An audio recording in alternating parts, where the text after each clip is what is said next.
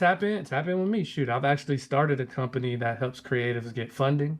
So I haven't rolled it out or launched it yet. I'm just working with a few independent people right now that's immediate to me that I want to see win. But I think there will be some opportunities for people to learn that, if you don't have people that can help you get there, the things that are always said is private investors. Yeah. You could build a business in this and offer some services. You could get money somewhere else, be a real estate agent, be a this or that, do something else and save that money. A lot of people usually get money and spend it. If you got a real dream, you shouldn't be worried about being swagged out and I gotta have the dopest car or this or that. You shouldn't spend money on dumb things. You should stack the bread up as high as you can and go continue to create. And then when it's time to monetize it, you got to look at the outlets that's already monetizing, YouTube, the socials. You could call. The crazy thing is, it's streamers popping up every day. Yep. A lot of these people you could call, find on Instagram. You can email them. Hey, I seen your platform. There's companies like Vire Network out there. A lot of people don't know about. That's booming. The Fubu Network is out there. Like I just did a deal with In the Black Network. You know what I'm saying? Like it's all Black Oak. I don't know if y'all ever did a Black Oak, but yeah, y'all did a Black Oak. Like it's people that come out that give you opportunity at some point. That's like, let's get some money together. The caveat to that though is that a lot of times it's not a lot of money. Yeah. When you building with somebody, so you got to be okay once again with the journey. But if you need some bread, I can show you how to get some for sure. How did you find it? Like, how did you find funding for your first couple films? For Swoon, we found private money. So basically, I called everybody in my phone, literally everybody in my phone, not a joke.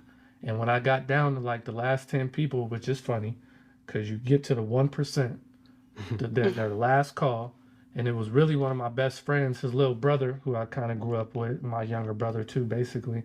And I wasn't even gonna call him because I'm like, what's this like? Where he gonna get some money from? But I'm like, hit him like, man, anybody who might be interested in investing in some movies? I'm doing this. Let me know. It ain't gotta be a lot. He found all the money to my film. Yeah, he found all the money. He's in sales. He know a bunch of people. He gathered everybody up for the most part. Everybody put in a little bit of something, and we just kept it low. We just kept the bread low, and we pulled every single favor that we could to make something dope. But it was also at a good time where I was my filmmaking had evolved to where we were good enough to finally make a movie that you can watch and it checks all the cinema boxes. Yeah. The color is dope. Yeah. The sound is dope. The cinematography is great. The lighting was great. The actors are dope. The directing is nice. The writing is good. Everything was good. So when you watch the film, you go, it's a solid film. Yeah. You know what I'm saying? You gotta put money into that. Yeah, it's a solid I can appreciate because there's a difference between want and will. Because everybody wants something, but not everybody has the will to go through what it takes to do it. And that's why, it's like a huge difference. You gotta have that part. You gotta have the Without will. it, that's why it's only 1% entrepreneurs and 99% followers. Why? Because everybody wants to go through that journey because it's unpredictable. You got to be crazy because even when we started doing Swoon, we didn't have the money and we were making a movie. And people were like, are we really making a movie? Like you holding auditions, we got rehearsals, what? So we're going to make a movie. But my success rate in the past, I guess everybody was like, I guess what he said, we're making a movie. Yeah, I've seen him do other things. I've seen some stuff. He does everything he says he's gonna do. I'm not going to come not prepared with my lines then, talent. So it's like, but everybody made a contribution to that product for sure. And we put out a good piece of art for sure. And then how did you find distribution for it? Walking up to people. Realizing who are the decision makers. Like we found, Brett was at ABFF. So I seen him there. He had a party. Brett is with All Black AMC. So he always does a party at ABFF and he was in the party. I just walked up to him like, is this still your number? Because I done sent you a couple of things. You don't answer this shit. What's up? I done sent a couple emails like, I got another, right? Busy man. You know what I'm saying? Busy man. But when you catch people in real time, and you know, I just was like, yo, what's up with it? And he was like, you got my information. I'm like, I think I got it. He was like, yeah, that's me. Send me what you got. Yeah, I'm gonna do that right now. And this time it went through. Yeah, he responded and was like, all right, cool. So, you know, Brett gave us a great deal. And then I got the panels at all the festivals we were in, because we got into some festivals.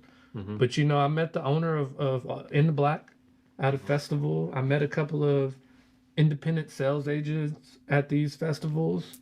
And then even from there, I just been watching. You know, you got to study your medium too. You got to study the craft. Like, you got to see what's going on. One of my homies get a deal. I got to figure out, like, well, who was that one? When Black Oak was popping, like, everybody we knew kind of had a Black Oak deal. So that was, you know, that was kind of dope. We could share a little bit of information, like, how much was your deal? What was the deliverables? You know, like, how many episodes? How can we kind of work it?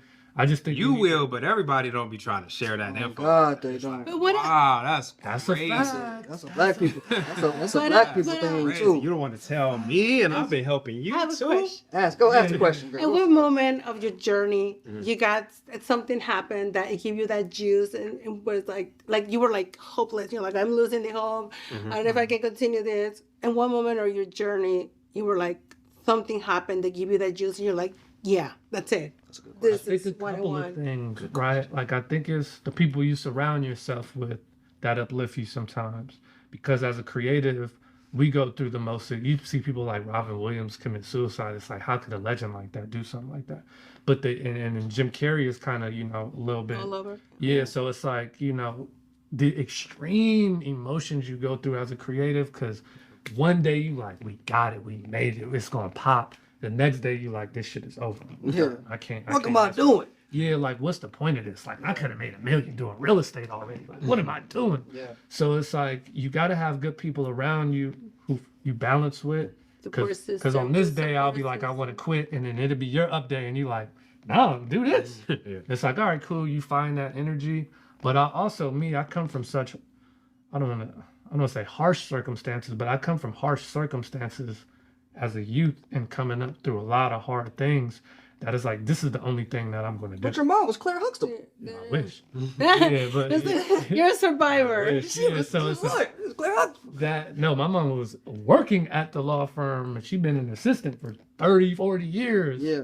In the same probably pay scale from 92 to now. What your parents tell you, like, when you say, like, Mom, I'm gonna do this, because you know usually parents like they didn't. My mom didn't even understand what it was probably like. I think most parents, like that generation, don't understand it, because even like mine, no one does. No one understands it unless you come for someone who's already been in it. Yeah.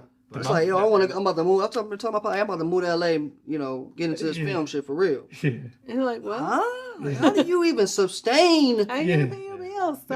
You know what I mean? What does that even look like? People don't know what that looks like. Yeah. You know what I mean? Yeah. We still don't know what it looks like. You just gotta get to it. Out. Yeah. I don't have the answers yet, but I will find them. Brandon, do you have one? That was a good question. Do you have a moment too before we get ready to end it? Like, that was like, what was the question? You was ready to you was ready. Give you the juice. You're like, I'm ready to quit and juice you up. Like, to get reinvigorated or re-energized for. Brandon's pretty positive a lot. Yeah. I try to be too, which I am, but you know, it be moments like. Yeah. It's a practice. Like, I'm always like big on meditation. I'm big on, like, you know, being consistent with your affirmations. I'm big on prayer and God. You feel me? Them is the real keys, though. And so, like, of course, I'm just like anybody. I have my ups, I have my downs, I have my moments where I'm like, those things that will mitigate. I don't just go do this because I'm, you know what I'm saying? I went to college. I can do corporate stuff. I'm smart. I can get a job. You feel me? I can go do anything else. But I choose to do this because this is what I'm passionate about. This is what I love. And so, like, yeah, of course, like, especially them early years, like when we was first just kind of like, we moved to LA, we just trying to figure it out. And it's like, okay, is this really realistic? Because the math ain't mathing. The math ain't mathing. It's no snow here. I would say like back in those early years when we were first like doing the sketch house and then like trying to figure out like, okay, how do we take this to the next level? Because we have you know what I'm saying, we have bills, you know what I'm saying, all of that.